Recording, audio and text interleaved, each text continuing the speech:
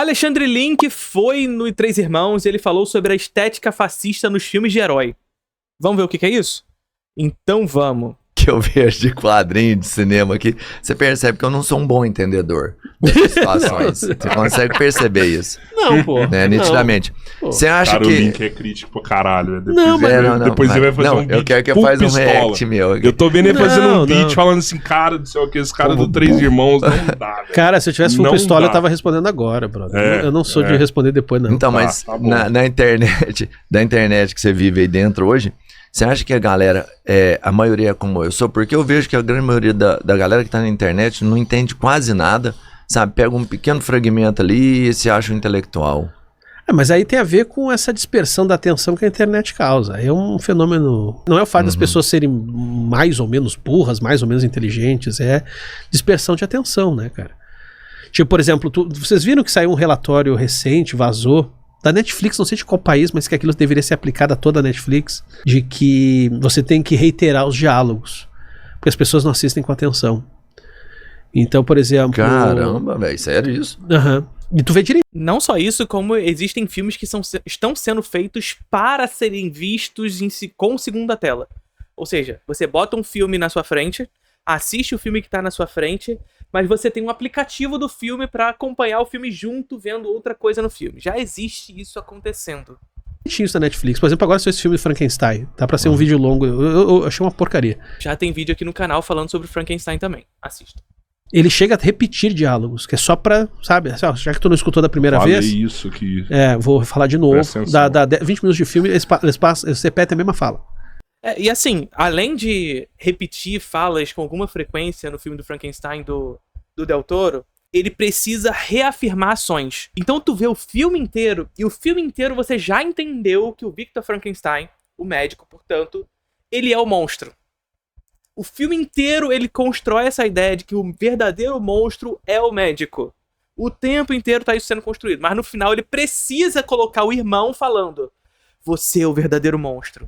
Nunca antes na história desse país o Introdução ao Cinema viu uma promoção como essa. Vocês sabem que eu não costumo fazer promoções no Introdução ao Cinema, visto que acredito que o preço condiz muito com aquilo que ele pode entregar. São mais de 60 aulas já disponíveis, aulas novas todos os meses sobre os mais diversos assuntos relacionados à produção cinematográfica. História, linguagem, teoria, crítica, política, filosofia, tudo sobre cinema. Mas aproveitando pela primeira vez esse embalo de Black Friday, do dia 21 de novembro até o dia 30 de novembro, o Introdução ao Cinema vai estar com 15% de desconto. Então aproveite a oportunidade para fazer parte do curso de cinema contínuo mais charmoso do Brasil. Entendeu? E assim, é preciso deixar tudo muito explícito, tudo muito óbvio. Porque a Netflix a imagem nunca é suficiente. hoje sacou que a galera assiste olhando o celular. Ou quando a imagem nunca é suficiente, a imagem precisa ser óbvia demais. Por exemplo, eu sei que muita gente gostou muito de Faça Ela Voltar. Eu sei que muita gente gostou muito do final de Faça Ela Voltar. Mas vocês estão ligados que aquele final é tipo assim... Eu preciso mostrar o quanto é óbvio o que eu quero dizer. Mas eu não vou dizer, eu vou mostrar. Mas de uma maneira tão óbvia que vocês não vão escapar de uma reflexão. Porque a reflexão que importa é a maneira que eu quis trazer aquilo. Tá ligado? Aquela cena lá na piscina, dela agarradinha com o cadáver da filha. Então assim, tua atenção tá numa merda, entendeu? Tu tá aqui falando com as pessoas, tu tá vendo um rios, ao mesmo tempo tá vendo um filme. Então como a tua atenção tá um lixo, daí a ideia... As novelas já pensavam assim no Brasil antes, né? Que as pessoas assistiam TV fazendo as coisas pela casa. Então por isso que novela tem muito disso. Pode ver que novela as pessoas têm um tipo de conversa que não é real, que é assim... Olá, Robertinho, você que é o irmão do Rodrigão, você que trabalha para fulano, como está Beltrano? Vocês já pararam que toda vez... Tem toda uma introdução de quem é o Robertinho, a pessoa que tá chegando naquele momento. Isso. Que não conhece, todo episódio as pessoas se cumprimentam falando assim, né? Você que é primo de não sei quem, irmão de não sei quem, como você está, sabe? Novela já tinha essa preocupação, né? Agora a Netflix tá com uma preocupação parecida com a de novela, só que não é porque as pessoas estão circulando pela casa, elas até estão na frente da tela, só que elas estão na frente de outra tela ao mesmo tempo. Eu tô rindo aqui porque eu lembrei de uma cena, mano, foi engraçado demais. O último Avatar, o das águas, né? Eu fui no cinema, levei os meninos. O Otávio, meu menino mais novo, sei lá, ele tinha 8 anos. Moleque ainda. Aí eu virei e falei assim, a hora que terminou o filme, falei assim, e aí, você curtiu o filme? Ele falou assim, Eu só ficava repetindo aquele mesmo negócio, que era tipo a lei da água ali dele, sabe? Tipo assim, eu nem me lembrava, mas ele guardou a frase. Porque no filme eles realmente repetiram, tipo assim, 20 vezes durante o filme, o dilema das águas. Ele, só ficava falando a mesma coisa, a água virada, eu não vi água. O filme. Eu gosto do filme. Eu fiz um vídeo recente do desenho, mas o filme eu não vi. Mas enfim, isso rola hoje, mas esse é um outro problema, né? É um outro problema que hoje é tensão. O Link, ele achou que era a lenda de Aang. Tanto que assim, por exemplo, eu sou muito acusado de coisas que eu nunca falei, e porque as pessoas olharam os vídeos que eu fiz de maneira... Sério? Você tem um hater do... Não, tem, por exemplo, até intensificado? hoje falam que eu disse que o Batman é fascista. Eu nunca disse que o Batman é fascista. Eu até defendo o coitadinho do Batman. Eu falo que o Batman não é fascista. Outra que falam é que eu disse que o Zack Snyder e o Alex Ross são fascistas. Eu também não falei isso. Mas eu falei que eles bebem nessa estética. Mas não vou dizer que eles são. Porque tem o fenômeno do nazi chique, que é um negócio que eu até tava falando pra vocês antes, né? Que lá na Ásia rola direto, assim, casamento, estética nazista. Só que pra eles é fantasia de pirata, é fantasia de viking, assim, tipo, pra eles é só uma coisa... Você falou ali, eu fiquei bugado. Tipo assim, o nazismo, eles usavam roupas de grife, né? Era tipo uma grande marca que produzia o uniforme deles ali. Não, o nazismo, como eu falei, o nazismo, o alto escalão dele era todo de artistas, né? Então o nazismo foi, até hoje, a gente que é do campo da estética, quando a gente pensa em estética e política, o nazismo sempre é o principal estudo de caso. A minha dissertação de mestrado foi sobre estética nazifascista. Porque era um governo todo de artistas, então para eles era muito importante a questão do embelezamento do mundo, claro, uma noção de beleza dentro de um viés nazista, né? Mas era o objetivo deles, né? E isso teve impacto em tudo que eles fizeram, desde da arte nazista e tal. E aí tu tem vários artistas que se utilizam dessas referências. E se utilizassem a arte, a arquitetura, um dos principais membros do partido nazifascista era o Albert Speer, que era um arquiteto e que foi responsável por grande parte dos projetos nazifascistas de construção da Grande Alemanha. Um dos projetos era tornar Berlim capital cultural da Europa e, portanto, superar Paris nesse sentido. A ideia da construção do Brandenburg Tor, especificamente, na verdade, a sua reforma era torná-lo ainda maior do que o Arco do Triunfo de Paris. Havia projetos de construção de estádios de mais de 400 mil espectadores para os Jogos de Berlim de 1936, Jogos Olímpicos de 36. Os Jogos Olímpicos de 36 eles foram votados para ser na Alemanha nazista, ser em Berlim, antes mesmo da entrada de Hitler no poder. E Hitler ele não tinha um interesse muito latente para que os jogos fossem lá, mas logo ele entendeu que a possibilidade de fazer os Jogos Olímpicos na Alemanha faria com que houvesse a possibilidade de mostrar para o mundo a grandiosidade da Alemanha em sua grandiosidade estética especificamente, e, portanto, todos esses projetos arquitetônicos sendo construídos naquele contexto, mas, sobretudo, também mostrar o quanto o projeto nazifascista, de fato, era vindouro, era produtivo, digamos assim. E aí, nesse sentido, houve também todo esse processo de segregação socioespacial, de você colocar os grupos marginalizados naquele contexto em espaços segregados, afastados da cidade. Mas durante os Jogos de Berlim, esconder os cartazes que de fato construíam essa segregação socioespacial para se vincular a uma ideia que de fato essa segregação ela era natural, ou seja, é natural de pessoas que são degeneradas estarem em lugares degenerados, uma construção de uma espécie de naturalização da questão do espaço geográfico. Mas os Jogos Olímpicos de 36 foi um fator preponderante dentro do contexto da estética fascista de impulsionar essa maneira de se ver. Essa aparência, mas não só aparência, porque estética não é só aparência, mas essa maneira de ver, essa percepção. E a percepção, ela é mais do que aparência. É a maneira de se perceber, sabe? É a maneira de se ver as formas, as estruturas, as utilidades presentes nessas formas e estruturas. Se a gente for pegar o Milton Santos, por exemplo, ele vai falar sobre paisagem, ele vai discursar sobre paisagem a partir dessa dinâmica. Utilidade, forma, estrutura. E essa utilidade, forma e estrutura está intimamente relacionada à maneira como percebemos a coisa. E a estética nazifascista está intimamente relacionada a essa megalomania estética. Não à toa, arquitetonicamente, os projetos nazifascistas são esses projetos grandiosos, com uma inspiração num passado inexistente, que é a ideia do reacionarismo, né? Voltar para a Alemanha grande novamente. É uma Alemanha que nunca existiu, na medida em que as suas inspirações eram greco-romanas. A Alemanha, ela tem como base os povos bárbaros. Se tem uma coisa que os alemães não eram greco-romanos, mas a volta era esse passado glorioso e inexistente. Mas a gente volta para esse passado falso, mítico, mas o mito como uma falseabilidade, como uma mentira, de fato. Então a estética nazifascista vai nesse lugar. A referência não é um problema, não é uma denúncia. Tá entendendo? Tu pode Não trabalhar... é que o cara é a favor do que eles fizeram, nada a ver. É que a arte ela é feita da antropofagia que eu tava falando no começo, sabe? Tu pega as coisas, devora e brinca com aquilo. Faz parte. Né? E o Snyder e o Alex Ross fazem isso. O Alex Ross um pouco menos, o Snyder mais. Eu lembro que quando eu falei que o Snyder fazia isso, eu não disse que o Snyder é nazista, eu nem acho que ele seja, de fato, um cara de extrema direita. Não. Mas ele gosta de brincar com essa estética. É visível que ele gosta. Aí eu lembro que eu falei isso, um monte de falou assim, tu tá viajando, não sei o quê. Deu 3 meses, 3 meses, ele botou uma frase do Mussolini pra divulgar a Liga da Justiça. Não era uma frase exatamente do Mussolini, mas uma frase que o Mussolini gostava muito, que é muito lembrada mais pelo Mussolini do que pelo cara original. Qual?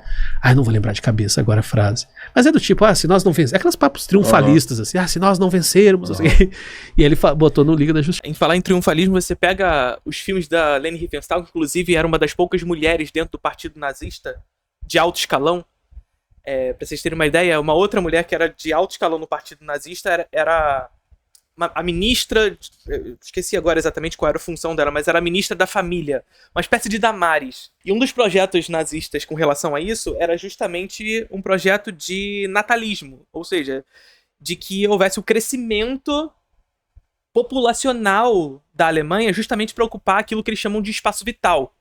Então, para justificar o crescimento da Alemanha territorial, e esse era um dos projetos da Alemanha, e, portanto, o crescimento desse espaço vital, o espaço necessário para a vida, portanto, e que é uma ideia que vem do Hatzel, que é um dos caras da geografia, inclusive, que o Hitler vai se apropriar muito para as ideias dele. Então, para justificar o espaço vital, você precisa também crescer essa população. População essa que também vai para o mercado de trabalho, e etc, etc, etc. E uma das políticas natalistas que existiam eram que quando as mulheres tinham 10 filhos, o 10º filho era apadrinhado por Adolf Hitler. Só uma curiosidade. Dito isso, a Leni Riefenstahl era uma das poucas mulheres de alto escalão dentro do partido nazifascista e muito respeitada dentro do partido nazifascista enquanto mulher, o que era muito difícil. O Albert Speer conta isso no livro dele sobre os projetos arquitetônicos na Alemanha nazifascista. E os filmes da Leni Riefenstahl exploram justamente também essa megalomania fascista e essa estética nazifascista do belo, enquanto uma representação do greco-romano, de uma volta a um passado glorioso que não existe. Então, se você vê os filmes sobre os Jogos Olímpicos de 1936 da Leni Riefenstahl, o Olímpia 1 e 2, são filmes grandiosos, são filmes lindíssimos, belíssimos em termos estéticos, mas uma estética que esconde uma intencionalidade, um discurso muito proveniente dessa estética nazifascista, dessa ideia de espaço vital e dessa ideia de corpo ariano. Então os corpos eles são filmados tal como representações greco-romanas, com os músculos aparentes, com uma beleza do corpo marcante, filmados de baixo para cima, intencionalmente vinculando esse corpo a uma relação divina com os céus, os corpos brincando como acrobacias na competição de saltos ornamentais, como se estivessem voando, como se estivessem conectados com os deuses. É uma coisa maluca, é esteticamente grandioso, lindo, megalomaníaco, mas que esconde essa barbárie, esconde essa destruição proveniente dessa estética e desse discurso especificamente fascista. Então assim, dá pra ver que ele gosta de brincar com isso, principalmente quando ele vai mexer com o super-herói. Mas ao mesmo tempo, a Leni Riefenstahl ela vai ser extremamente influente pro cinema hollywoodiano. O George Lucas vai usar. Então assim, o Link tá falando aqui do Snyder, por exemplo, que ele faz isso em 300, ele faz isso em Liga da Justiça, essa estética fascista ali representada. Se bem que assim, o Snyder ele faz isso como uma representação quase vazia de discurso, né? Como assim, eu só quero mostrar o quanto os meus heróis são grandiosos. E aí ele se utiliza da estética fascista pra isso. Mas se você pegar o George Lucas, ele se utiliza da estética fascista pra representar os Sith. Pelo menos ele tá representando os vilões, né? Mas Rei Leão faz isso pra representar os Scar, por exemplo. Então a estética que a Leni Riefenstahl traz pro mundo ela vai ser repetida, vai ser replicada. Por mais que seja reinventada pra trazer um outro discurso, porque a Helene Riefenstahl tá usando ela pra falar algo assim: olha só como é grandiosa, olha só como é maneira, a estética é fascista. Ela vai ser reinventada pra um outro lugar ao longo da história, pra um outro contexto. No governo Bolsonaro teve um secretário, acho que da educação, da cultura, né? Que fez aquele Rodrigo pronunciamento Alvim. bizarríssimo. Uma foto, assim, que Isso. você mostra ali, parece que é o escritório do Goebbels, né? Não, aquilo e foi o bizarro. dele era a mesma coisa. Não, assim. aquilo foi bizarro até mesmo pro padrão do bolsonarismo, né? Que o cara teve que ser demitido no mesmo dia, um dia depois, o governo Bolsonaro teve que dispensar Digamos que forçou a mais, mas assim, na sutileza, assim, você acredita que o Bolsonaro... Ele exagerou no discurso, digamos assim, né?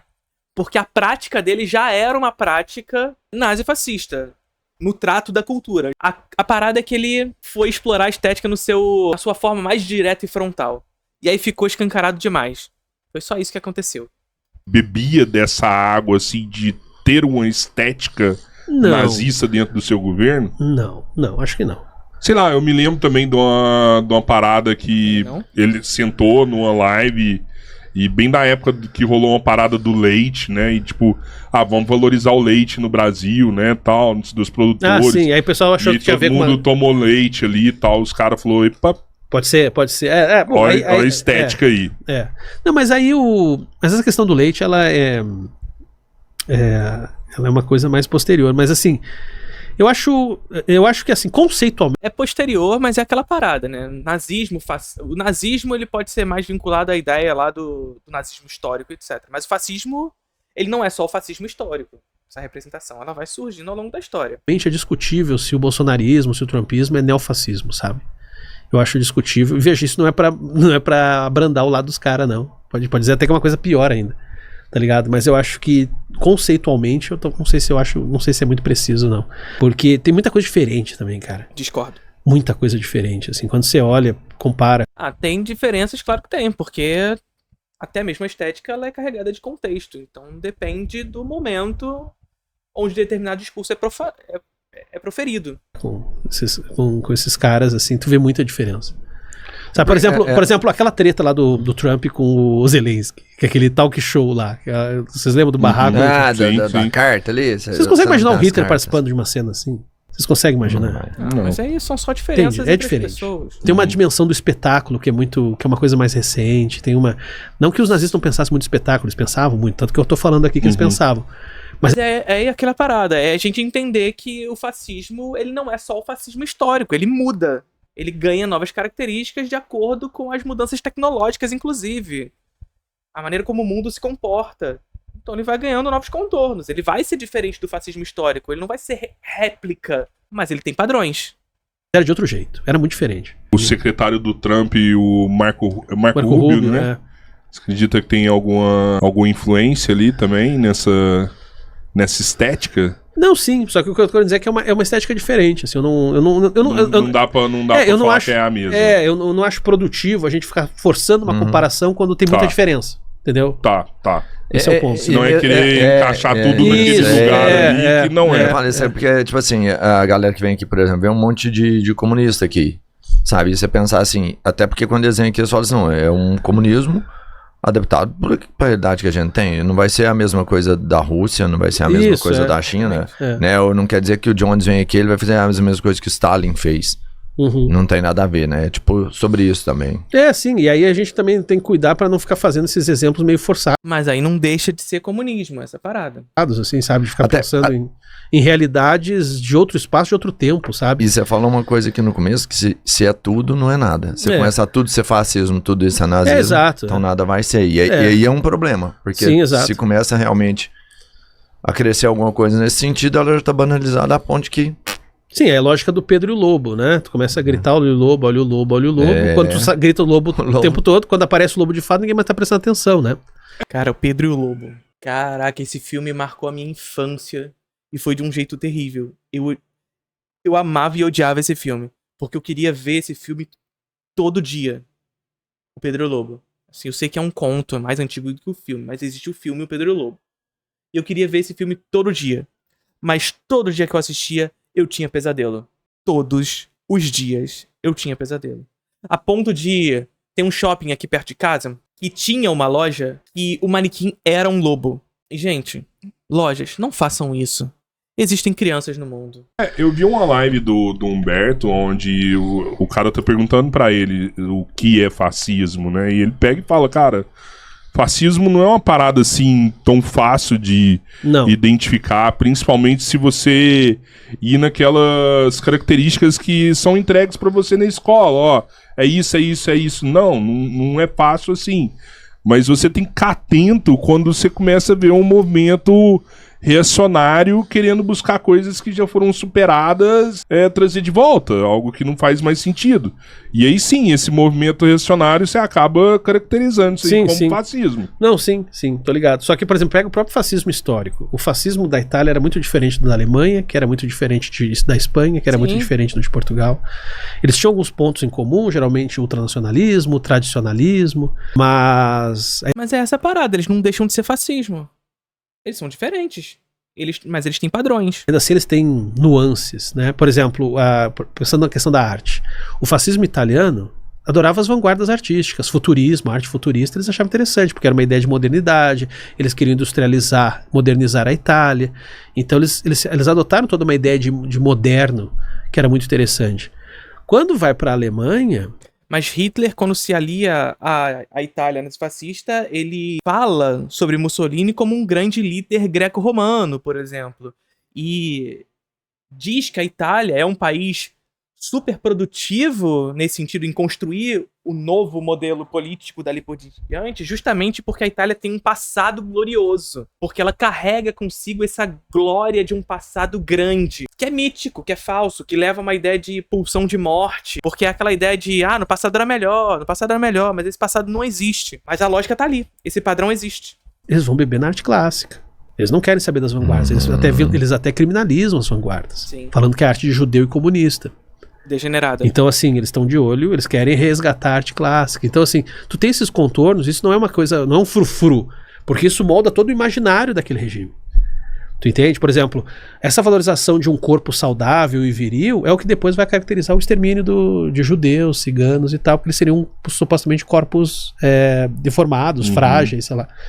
Entendeu? Então, assim, você tem essa questão, ela não é menor. Entende? Dentro dessa discussão. E toda essa justificativa estética, como a gente disse, ela se apresenta materialmente na própria maneira como a cidade se constrói. Arquitetonicamente, em termos de paisagem dessa cidade e da forma pela qual a estrutura socioespacial se apresenta na cidade também. Ou seja, a segregação de espaços para as pessoas degeneradas e as pessoas verdadeiramente alemãs. Então, toda essa ideia que explica pela história, inclusive, que se atualiza, digamos assim, no pós-Segunda Guerra Mundial, que está intimamente ligada a um discurso fascista e que se apresenta nas grandes cidades brasileiras, mas não só nas grandes cidades brasileiras, que está intimamente relacionada à dinâmica do próprio capital, de segregar socioespacialmente os ricos e os pobres e transformar os espaços os quais as pessoas mais pobres têm acesso na cidade, no feio, e o lugar onde as pessoas mais ricas da cidade, no bonito, no belo, está intimamente relacionado a uma ideia fascista. E aí a gente viu recentemente todo aquele discurso do Nicolas Ferreira, quando ele trouxe lá as casinhas das pessoas pobres que antes eram coloridinhas e agora não são mais coloridinhas. E aí dizendo que tudo isso é fruto de uma ordem moral, fruto de uma degeneração individual, que nada mais é de que ataque a pobre. E é uma relação explicitamente estética. Você falando de estética aí, você falou de estética corporal. E falando de imagem mesmo, de forma entregue a priori, e não tem quase nada a ver, eu acho que nada a ver com o que a gente já falou até agora, mas é porque me veio aqui. Você acha que hoje tem um endeusamento aí pra galera do corpo perfeito, corpo de super-herói? Tipo, da galera querer ter um corpo hiperdefinido. Você já viu isso aí, essa parada, mano? Isso é uma coisa pesada hoje em dia, né, cara? Então, como é que você vê isso aí, falando de estética, sabe, de arte, É que assim, tem uma... Essa ideia de corpos perfeitos também se atualiza ao longo da história. Então, a ideia do padrão de corpo também modifica. Então, por exemplo, recentemente voltou a ganhar força os desfiles Victoria's Secret. Não sei pra quem lembra disso, mas o início dos anos 2000, os desfiles da Victoria's Secret moldavam o padrão de beleza feminino, que era um padrão de beleza extremamente inalcançável. Aquela magreza é uma magreza extremamente inalcançável, muito específica de pessoas que trabalham com isso e que têm aquilo como uma ideia de profissionalização. E aquela ideia de estética corporal provoca na sociedade uma série de distorções de imagem, que tudo isso está discutido nas relações estéticas que a gente tem na sociedade. Esse padrão de estética Victoria's Secret, ele se perdeu com o tempo depois das redes sociais. As redes sociais trouxeram um novo padrão estético. Mas tá voltando. Tá voltando. Discussão interessante sobre o que é ser humano, isso quem vai falar é um pensador chamado Georges Bataille, que eu gosto bastante, que ele vai dizer assim, olha, a gente garante primeiro o inútil e depois a gente vai atrás do útil. Não é que a gente garante o útil e depois vai atrás do inútil, ao contrário. É uma alegoria, uma metáfora que eu sempre uso pra explicar é o seguinte, a gente é tipo uma Ferrari, tá ligado? Nosso corpo, nosso intelecto é tipo uma Ferrari, a gente consegue fazer muita coisa, tanto que a gente manda a gente pro espaço, entendeu? Só que o que a gente precisa é muito básico. A gente precisa comer, beber, dormir, fazer xixi e cocô. Nem transar. Transar é bom, mas dá pra viver sem transar. Então assim, tipo, o que a gente precisa é muito básico. Então assim, a gente é uma Ferrari que precisa só até a esquina comprar pão. Ninguém tem uma Ferrari só pra ir na esquina comprar pão. Então o que acontece? A gente só encostou no acelerador e já passou 3 quadras, cara. E às vezes o padeiro joga o pão pela janela, a gente garante o pão, mas às vezes a gente foi tão rápido que o pão já ficou no caminho. Então pra sair da metáfora, o que eu quero dizer é o seguinte, a gente muitas vezes, por exemplo, nesse caso aí dessa estética corporal e tal, a galera muitas vezes fala, é pela saúde, mas não é, nem fudendo, é pelo like no Instagram, cara. E às vezes o cara já tá tomando bomba, que aquilo já tá destruindo ele, a menina já tá ficando anoréxica. Vocês lembram daquela influencer que chegou a morrer de câncer?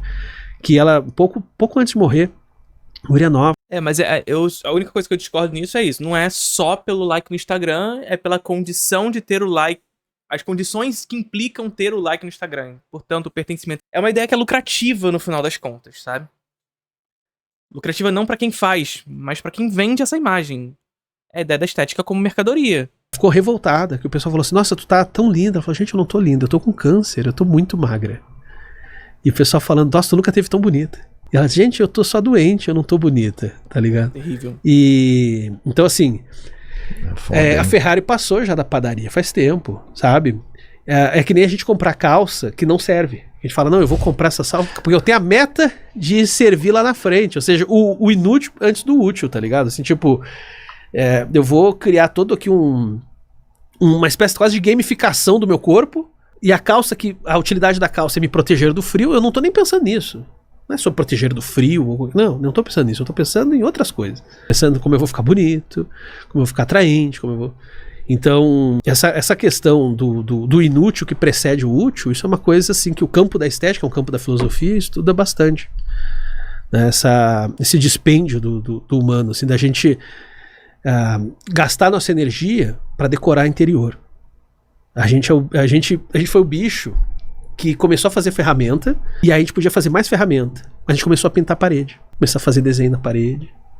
E isso começou a nos distanciar dos outros animais. Não é à toa que tu pega essas representações do Paleolítico, a gente desenha super bem bicho, de maneira super realista, mas não tem um desenho de pessoa. Porque a gente está estabelecendo uma distância com os bichos, mas perante nós a gente não consegue estabelecer essa distância. Tanto que quando a gente se desenha, são coisas mais abstratas, mais simbólicas, que já é uma proto-escrita. Às vezes são órgãos sexuais, porque eles eram divinizados. A vulva era divinizada, né? Era o lugar de onde você sai, você nasce de uma vulva, mas também é um portal de onde você vai pra morrer. Tu tem várias culturas que tinham portais de vulvas, assim, que é o lugar de onde você veio e pra onde você vai. Então, essa questão do estético no ser humano, essa dimensão da cultura, ela é muito interessante de observar. E isso fala muito da nossa evolução enquanto bicho que a gente é. E das nossas diferenças, inclusive, em relação a outros bichos. A gente é o bicho que radicaliza a estética. Total. A gente é o bicho que radicaliza a estética. Uma boa forma de terminar esse vídeo. Enfim, curtiram o vídeo?